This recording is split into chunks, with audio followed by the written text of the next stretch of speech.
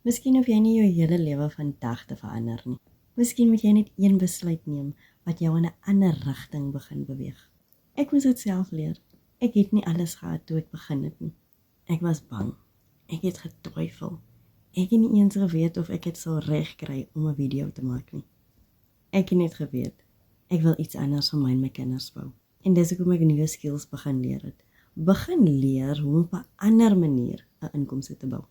Nie omdat ek geweet het presies waar dit my sou vat nie, maar omdat ek geweet het waar ek nie meer wil bly nie.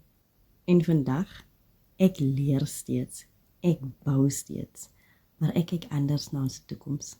Want daai een besluit het nie alles onmiddellik verander nie, maar dit het my begin beweeg. En dalk is dit wat jy vandag nodig het. Nie die hele plan nie, net jou eerste besluit.